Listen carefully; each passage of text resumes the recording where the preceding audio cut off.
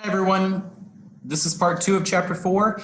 In this part, all we're going to discuss is the ways that Human Resources Department collect information in order to do the job analysis. So that's what we're going to focus on in this part. So when we're talking about the ways that they collect information, one of the ways that companies do it is they will simply interview the employee.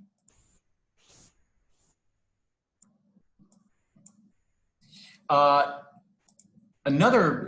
when you interview the employee, you can have a structured interview. And a structured interview, as I explained in class, is where they have a checklist of questions. And a checklist of questions just asks all employees the same question. And everybody gets the same question. In an unstructured interview, they do open-ended questions. So they do questions that if you answer something that they find interesting, they then will ask you more about that. And we'll talk about structured versus unstructured when we talk about the interview process in a later video, not for this test. So don't worry about it for now. The advantages and disadvantages of doing interviews is that it is a great way to get information.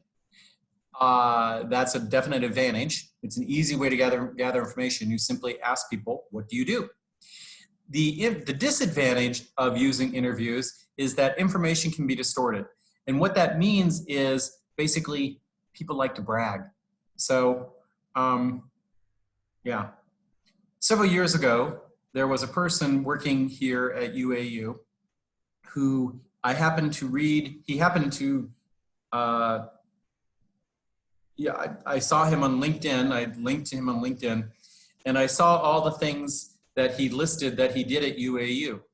And I was thinking to myself, wow, that's amazing. I work right beside you, and I have no idea that you've done any of these things. So the bottom line is that people like to brag.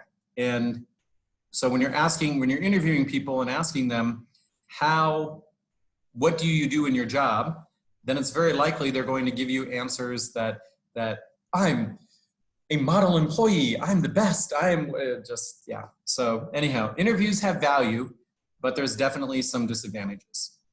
So another way of doing it is to have questionnaires. A questionnaire is when you ask an employee to answer all these questions about what you do.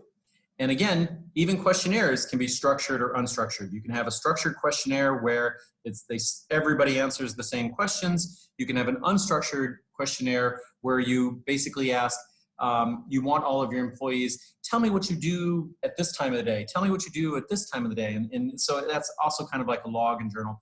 There are many ways to do questionnaires. The advantage of doing a questionnaire is that it's quick. You can get a large number of responses pretty quickly. And the biggest negative to it is that it can take a lot of time to interpret the information. So you can create the questionnaire quickly, but then how you interpret it can take a lot of time. So there's good and bad to questionnaires as well. Methods of collecting information continued. Another way of doing it is to do an observation. So observation is where you simply watch employees, you watch them do their job. The main advantage of doing this is that it's obviously real. You are seeing them do their job, and so it's real. So it has the advantage of reducing the ability of the employee to brag and say, oh, I did this and I'm awesome, and I did this and I'm awesome.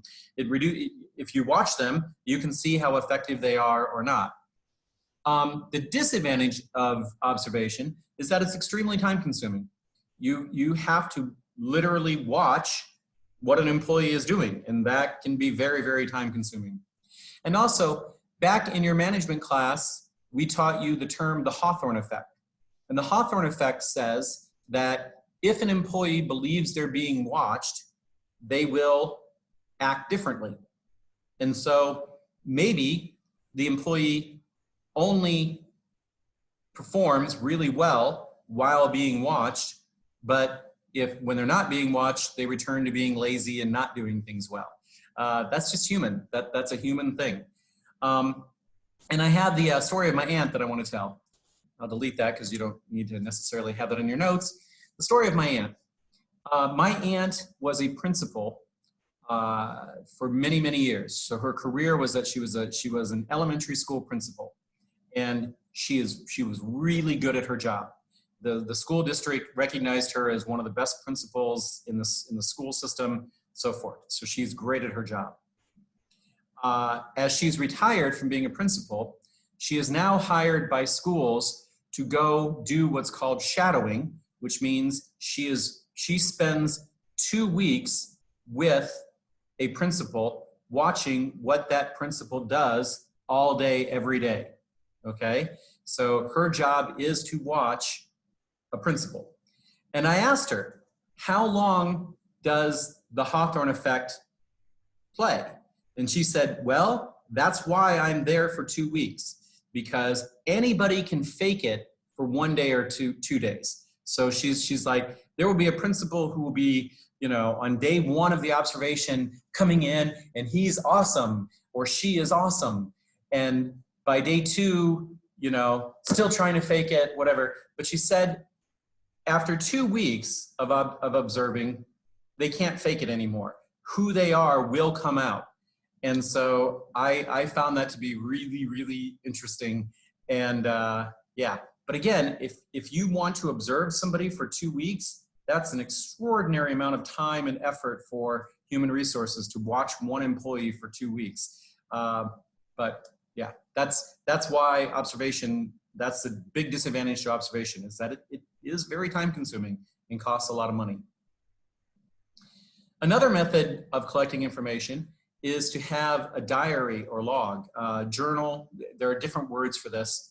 And in that, you ask employees to write down everything they do. So tell me what you do in your job. And the advantage of doing this is that there's really good information collected, and employees feel like they're participating. So when you have a chance to write down, I did this today, I did this today, I did this today, and you think that your manager is going to actually read it, or human resources is going to read it, it makes you feel better, because you realize that that people above you are finding out all the things you do. So it makes participation feel better. The disadvantage to this is, it goes back to the same disadvantages we've had before, that people like to brag and lie. And so people on questionnaires will say, oh, I did this and I did this and so forth. And and it's like, no, you didn't. Or you did it, but you did it at a low quality, so you have nothing to brag about. Collecting this type of information can be hard. And I do have another story on this, and this is why I put these little notes in here so I remember these stories. At the last place I worked at in America, it's a university that the admissions people, the people who do admissions, sadly they were being monitored literally every 10 minutes. So every 10 minutes, they received a prompt on their computer asking them, what are you doing right now? Imagine that. Imagine you are doing your job, and every 10 minutes you are asked, what are you doing right now? That's basically what this diary log method that they were using, that's what this was doing. And all I can say is that I am very happy I no longer work for that employer.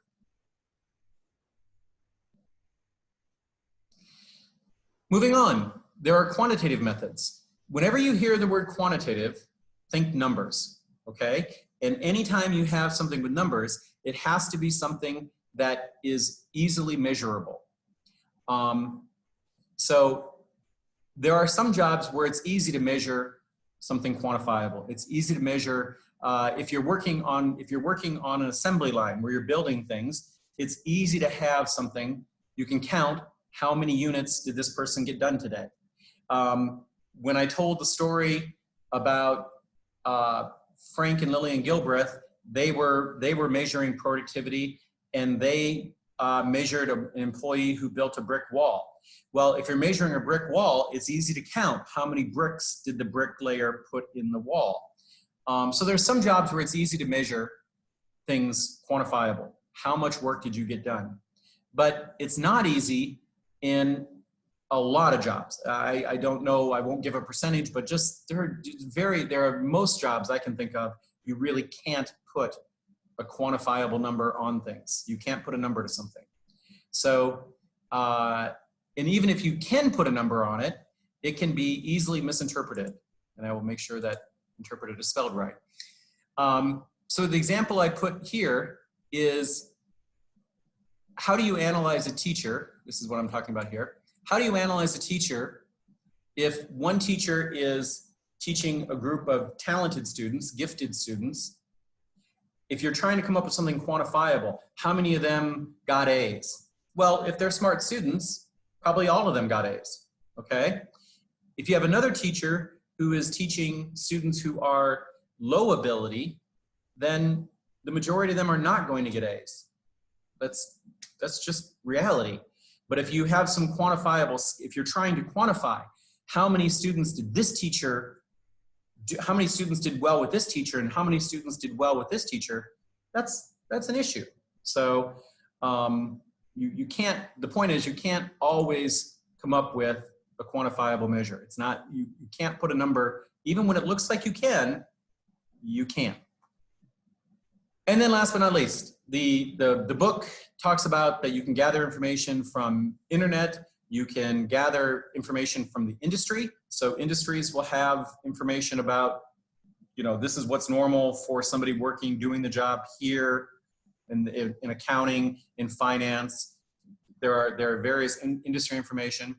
And the book used the example of ADNOC in this country, that ADNOC uses several different pieces of information to come up with a job analysis. So anyhow, bottom line, job analysis is very important. It is a huge function within human resources. And I think I've covered it more than enough for an entry-level class. So we will end there, and I will continue on with the chapter.